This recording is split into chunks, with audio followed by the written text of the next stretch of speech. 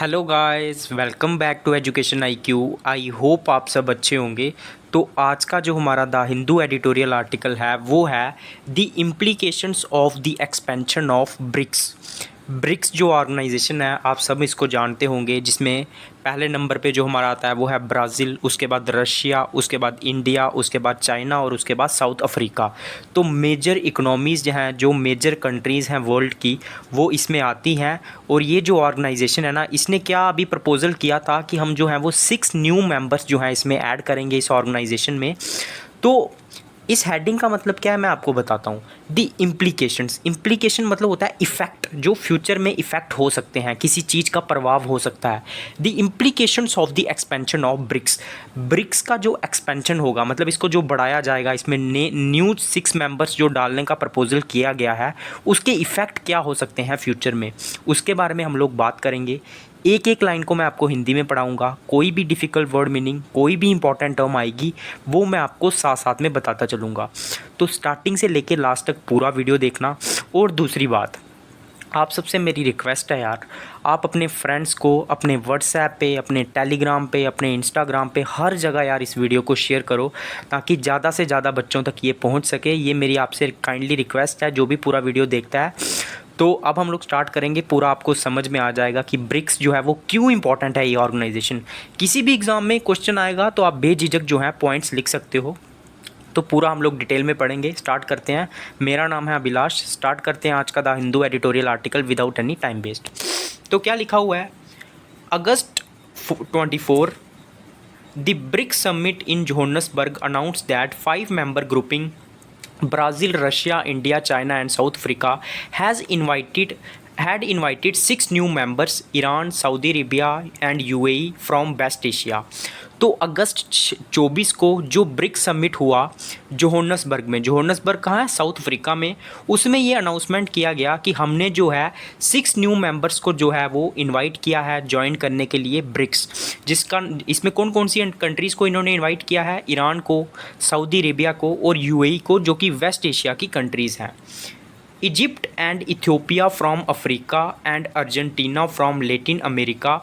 और किस किस को इनवाइट किया है, इजिप्ट और इथियोपिया को, जो कि अफ्रीका कॉन्टिनेंट की कंट्रीज़ हैं, और अर्जेंटीना जो कि लैटिन अमेरिका की कंट्री है।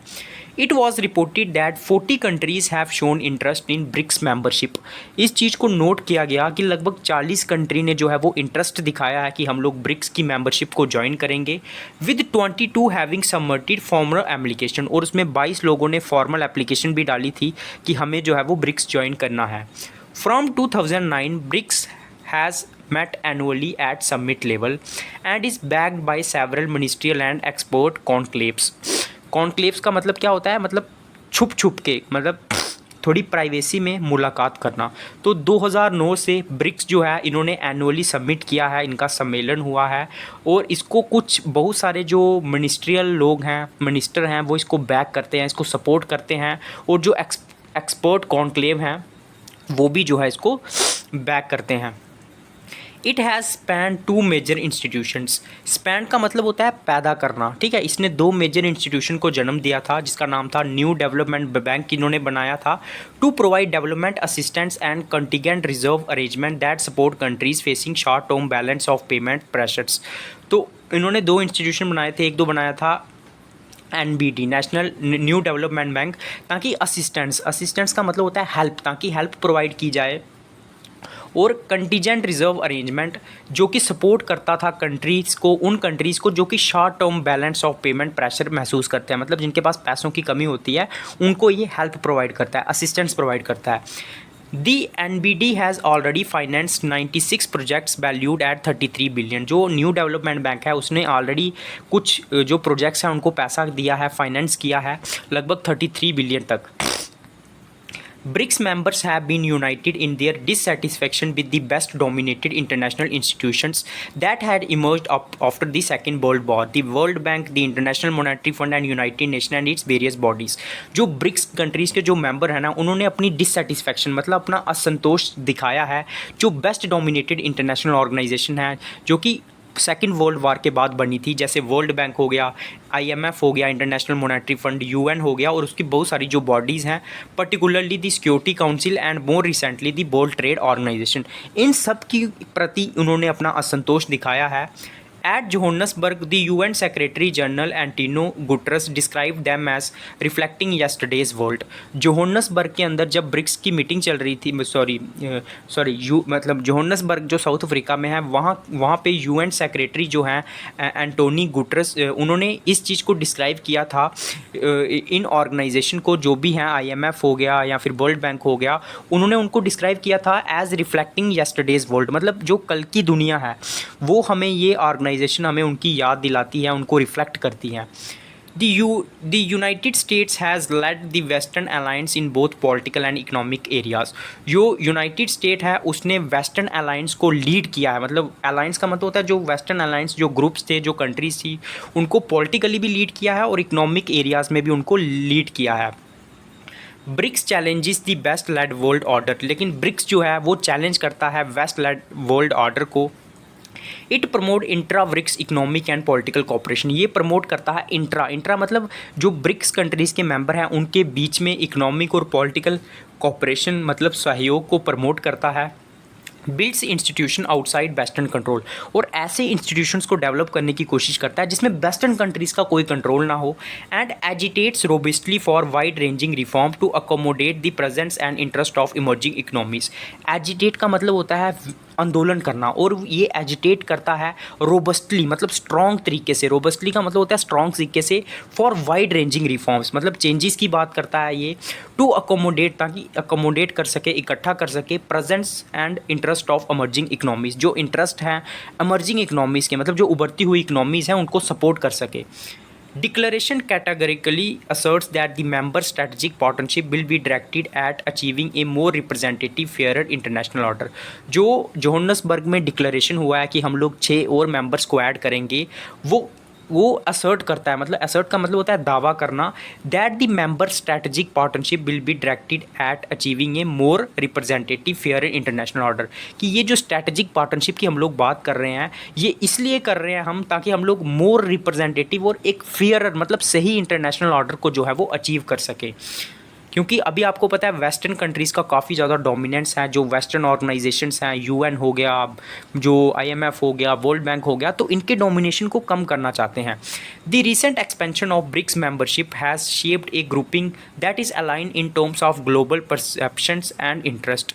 तो जो रिसेंट एक्सपेंशन हुआ है ब्रिक्स मेंबरशिप का, वो शेप करता है, एक ऐसी ग्रुपिंग को बनाता है that is align in terms of global perception, जो कि जुड़ा हुआ है एक दूसरे के साथ in terms of global perceptions, मतलब जो ग्लोबली बाकी कंट्रीज सोचती हैं उनके हिसाब से ये सारी कंट्रीज़ जो हैं वो एक साथ जुड़ी हुई हैं और इंटरेस्ट के हिसाब से। And collectively provides considerable economic clout to the enlarged conclave, और ये एक कलेक्टिवली मतलब एक साथ मिलके कंसीडरेबल मतलब महत्वपूर्ण इकोनॉमिक जो क्लाउड है to the enlarged conclave, तो ये जो है एक मतलब बढ़िया सा इम्पॉर्टेंट इकोनॉमिक क्लाउड मतलब सपोर्ट प्रोवाइड करता है जो भी इसमें कंट्रीज़ जो हैं वो जुड़ी हुई हैं।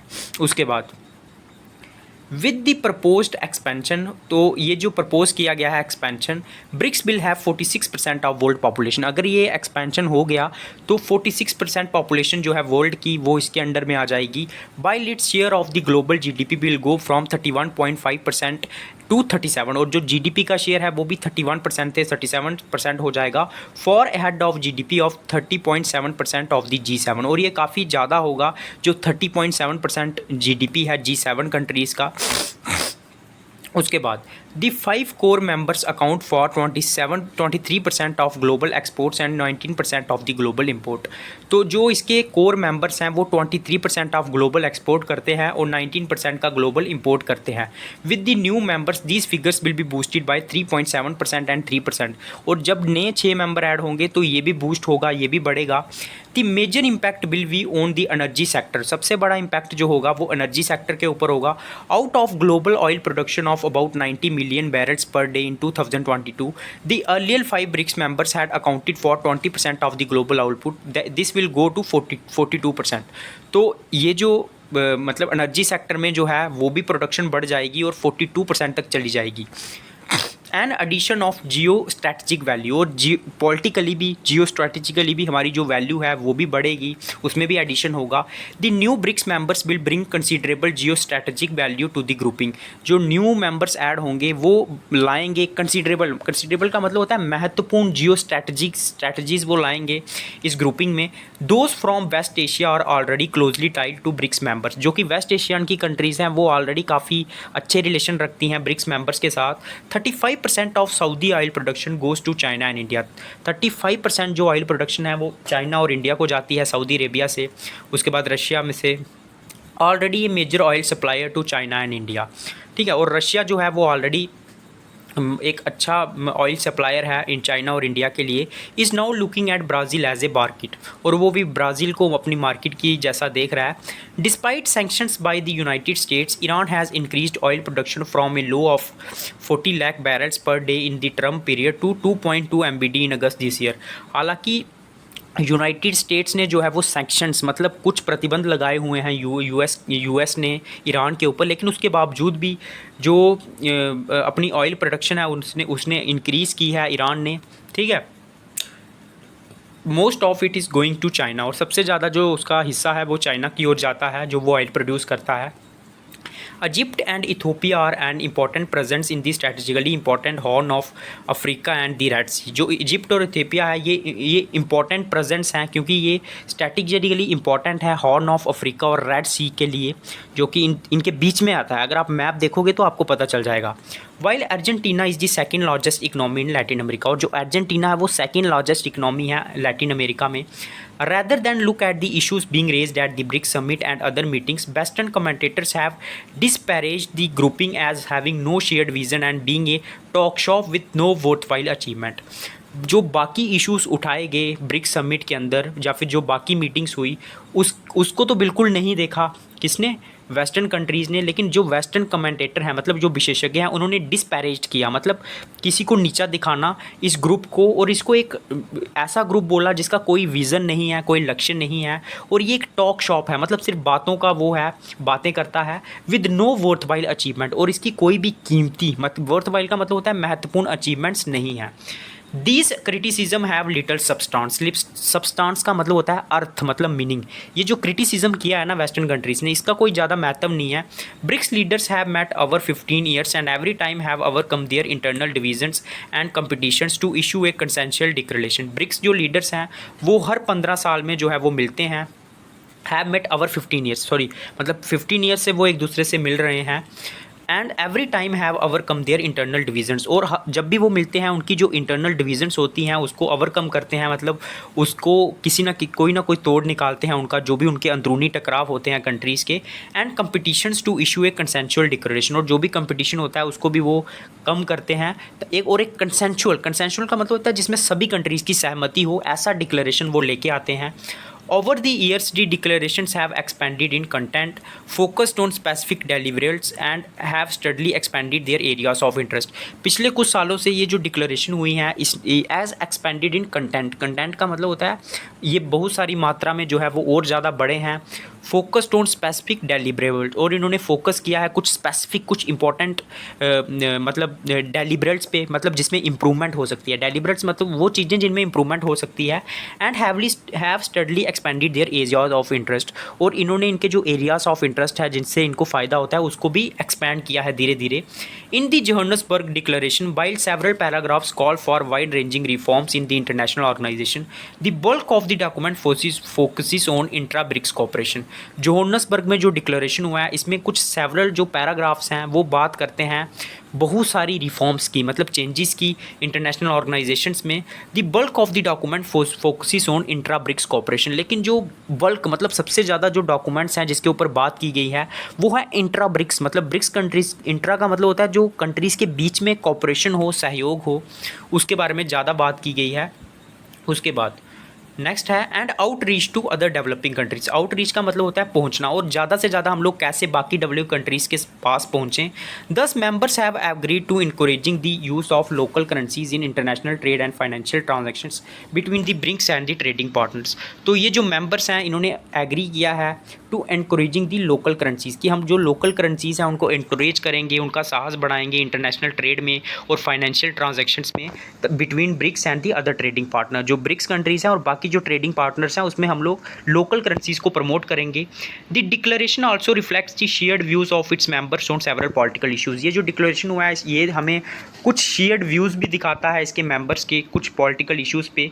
The centrality of the United Nations, मतलब क्या इंपॉर्टेंट है सेंट्रलिटी, मतलब होती है प्रधानता जो यूनाइटेड नेशंस की। दी प्रॉब्लम्स क्या है वेस्ट एशिया में, Syria, Yemen, Palestine, Arab piece initiative and Iran nuclear agreement, the war in Ukraine and global terror, इस सब के ऊपर भी ये डिक्लेरेशन जो है वो बात करता है। Outlook for regional and global affairs. Outlook मतलब होता है दृष्टिकोण, नज़रिया। तो रीजनल और ग्लोबल अफेयर्स के लिए हमारा क्या आउटलुक है, क्या नज़रिया है। The new BRICS members, particularly those from West Asia, naturally fit into this political and economic framework। जो नए ब्रिक्स मेंबर्स हैं वो जो कि वेस्ट एशिया से हैं, जैसे ईरान हो गया, सऊदी अरेबिया हो गया, ये फिट बैठते हैं इस पॉलिटिकल और इकोनॉमिक फ्रेमवर्क में, ढांचे में। From 2020, both Saudi Arabia and the UAE have shrugged off the US yoke and shaped independent foreign policy। 2020 के बाद जो सऊदी अरेबिया और जो यूएई था उसने श्रग्ड ऑफ, मतलब वो दूर चले गए, जो यूएस का जो जोक का मतलब होता है चुंगल, मतलब उसके चुंगल से दूर चले गए और उन्होंने अपनी अपनी जो फॉरेन पॉलिसीज़ थी इंडिपेंडेंस उनको रखा और अपने लिए जो है वो रास्ता बनाया। Saudi Arabia has pursued deescalation and dialogue. जो सऊदी अरेबिया है उसने परस्यू का मतलब होता है पीछा करना, उसने डी एस्कलेशन, मतलब डी एस्कलेशन का मतलब होता है अपना जो आक्रामक रवैया था उसको डी एस्केलेट किया, उसको कम किया और डायलॉग की बात की। एंडिंग दी कतर ब्लॉकेड इन जनवरी 2021, और जो कतर में उसने जो ब्लॉकेड किया था उसको जो है ख़त्म कर दिया 2021 में। एंगेजिंग विद टर्की, और टर्की के साथ उसने एंगेज किया, बातचीत की। उसके बाद and opening interactions with Iran from April 2021, उसने बातचीत शुरू कर दी ईरान के साथ 2021 के बाद। मतलब इसका कहने का मतलब ये है कि ये जो कंट्रीज़ हैं वो एक दूसरे के साथ यूनाइटेड हो रही हैं और जो यूएस का इन पर इन्फ्लुएंस रहता था वो धीरे धीरे कम हो रहा है। These regional engagements culminated in the China brokered accord with Iran in March this year. ये आर्टिकल मैंने आपको पढ़ाया भी था, जो ईरान और सऊदी अरेबिया के बीच में शांति का जो समझौता हुआ है, जिसमें चाइना ने जो है वो ब्रोकर्ड का काम किया, मतलब उसने समझौता करवाने का काम किया है।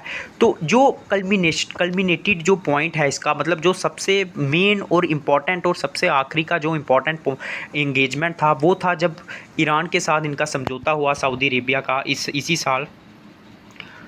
उसके बाद the UAE has also normalize ties with Iran. UAE ने भी अपने जो टाइज़ हैं ईरान के साथ नॉर्मल कर दिए हैं।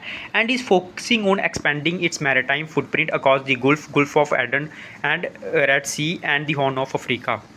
और इसने जो है फोकस किया है कि हम लोग अपने जो मैरीटाइम है उसको बढ़ाएंगे, उसको एक्सपेंड करेंगे गुल्फ़ में, गुल्फ ऑफ एडन में, रेड सी में और हॉर्न ऑफ अफ्रीका में। मेरी आपसे रिक्वेस्ट है कि जब मैं ये पढ़ाता हूँ ना तो आप इसको मैप में देखो, रेड सी कहाँ है, ठीक है। उसके बाद Iran's entry into BRIC is propitious in that besides its role in the energy sector। तो जो ईरान की जो एंट्री हुई है ब्रिक में वो काफ़ी इंपॉर्टेंट है, प्रोपिटियस है, मतलब फिट बैठती है क्योंकि उसका बहुत बड़ा रोल है एनर्जी सेक्टर में। It opens up opportunities for accelerated regional economic cooperation, और ये नई अपॉर्चुनिटीज़ क्रिएट करता है रीजनल इकोनॉमिक कॉपरेशन के लिए। Besides the revival of the moribund north south connectivity projects through the Chabahar port with which India is associated, और ये connectivity भी बढ़ाता है जो चाबार पोर्ट है, ठीक है, जिसमें इंडिया भी जो है वो एसोसिएटेड है। While western writers continue to hop on the emerging global binary divide and the new cold war, India and other BRICS members reject this short sighted view and insist on asserting their strategic autonomy in a multipolar world. हालांकि जो western के जो writers हैं वो लगातार hop कर रहे हैं, मतलब क्रिटिसाइज़ कर रहे हैं जो इमर्जिंग ग्लोबल बाइनरी डिवाइड हो रहा है और न्यू कोल्ड वॉर जैसी सिचुएशन जो क्रिएट हो रही है, लेकिन जो इंडिया और जो बाकी ब्रिक्स मेंबर्स हैं वो इस चीज़ को रिजेक्ट कर रहे हैं और वो इंसिस्ट कर रहे हैं, फोकस कर रहे हैं कि वो अपनी स्ट्रैटेजिक ऑटोनॉमी मतलब इंडिपेंडेंट को बढ़ाएंगे मल्टीपोलर वर्ल्ड में, जिसमें हर कंट्री जो है वो डिवाइड हुआ है, with new member nations demanding that their voices be heard and their interest respected. और जो न्यू मेंबर ऐड हुए हैं वो डिमांड कर रहे हैं कि उनकी जो आवाज़ें हैं उनको सुना जाए, उनका व्यू पॉइंट सुना जाए, और जो उनके इंटरेस्ट है उसको रिस्पेक्ट किया जाए। It is not surprising than that a recent India media report describe the Johannesburg summit as a turning point in modern history. तो ये कुछ कोई सरप्राइजिंग नहीं है कि जो रिसेंट मीडिया रिपोर्ट है वो डिस्क्राइब करती है जोहान्सबर्ग में जो समिट हुआ है साउथ अफ्रीका में, ये एक टर्निंग पॉइंट है मॉडर्न हिस्ट्री में। तो ये था आज का द हिंदू एडिटोरियल आर्टिकल, एकदम मैंने बढ़िया से आपको पढ़ा लिया है, बस एक बार इसको जाके खुद से पढ़ लेना। इसका जो PDF है वो आपको टेलीग्राम पे मिल जाएगा, और टेलीग्राम का जो लिंक है वो मैं कमेंट बॉक्स में प्रोवाइड कर दूंगा। ज़्यादा से ज़्यादा शेयर करो, लाइक करो। जय हिंद।